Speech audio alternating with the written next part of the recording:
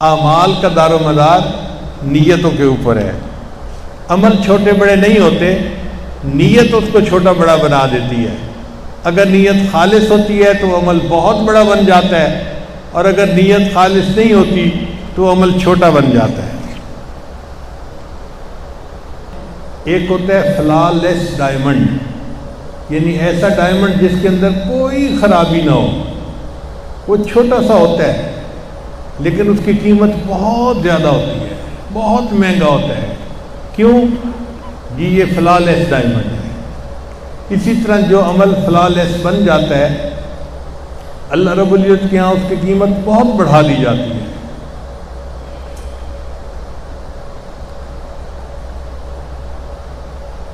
تو ہمیں چاہیے کہ ہم اپنے اعمال کی نیتوں کو دیکھیں کہ کس نیت سے عمل کر رہے ہیں. عمل کی قبولیت کے لیے دو باتیں شرط ہیں. ایک تو نیت اللہ کے لیے ہونی چاہیے، اور دوسرا وہ عمل نبی علیہ السلام کی سنت کے مطابق ہونا چاہیے. ہم پڑھتے ہیں نا لا الہ الا اللہ محمد الرسول اللہ، تو لا الہ الا اللہ میں تو اخلاص نیت کی طرف اشارہ ہے، اور محمد الرسول اللہ میں اتباع سنت کی طرف اشارہ ہے کہ عمل تب قبول ہوگا جب سنت کے مطابق ہوگا. اب بتائیں کوئی بندہ کھڑا ہو جائے جی آج میری بڑی کیفیت بنی ہوئی ہے، آج میں فجر کی نماز 4 رکعت پڑھوں گا، تو کیا نماز قبول ہو جائے گی؟ نہیں قبول ہوگی، کیونکہ یہ شریعت کے خلاف ہے. تو اخلاص نیت ہونا بھی ضروری ہے، مگر عمل کا سنت کے مطابق ہونا بھی ضروری ہے. یہ دونوں باتیں شرط ہیں. جب یہ دونوں باتیں ٹھیک ہوں گی تو عمل اللہ کے ہاں قبول ہو جائے گا. چنانچہ ہمیں اپنی نیتوں کو ٹٹولتے رہنا چاہیے، دیکھتے رہنا چاہیے.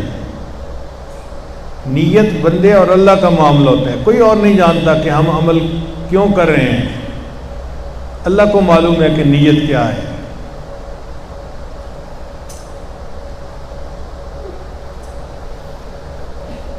اب یہاں سے ایک بات سامنے آئی کہ اگر کوئی بندہ ایک عمل میں کئی نیتیں اکٹھی کر لے تو پھر اس کو عمل کا ثواب دوسروں کی نسبت زیادہ ملے گا. ایک بندہ مسجد میں آتا ہے جی میں جماعت کے ساتھ نماز پڑھنے جا رہا ہوں، اس کو اتنا ثواب ملے گا.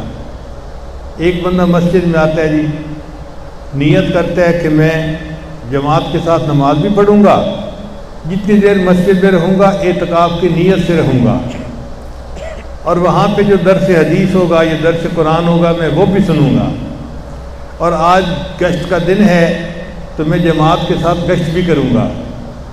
اب اس نے کئی عملوں کی نیت کو اکٹھا کر لیا تو اس کو مسجد میں آنے کا ثواب زیادہ ملے گا.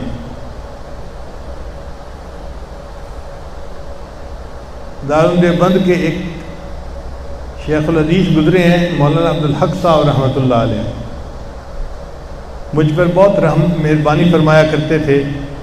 میری ان سے UK میں ایک مرتبہ ملاقات ہوئی تو انہوں نے ایک کتاب کا نام بتایا اور فرمانے لگے کہ اس کتاب میں ایک محدث نے یہ لکھا ہے کہ میں جب کپڑے بدلتا ہوں نا تو کپڑے پہننے میں 40 نیتوں کو جمع کر لیتا ہوں. اللہ اکبر کبیرہ. اب ہم تو کپڑے بدلتے ہیں تو صرف ایک نیت ہی، پہلے کپڑے گندے ہیں صاف کپڑے پہن لو ختم.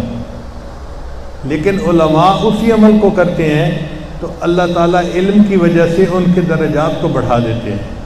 وہ 40 نیتوں کو اکٹھا کر لیتے تھے.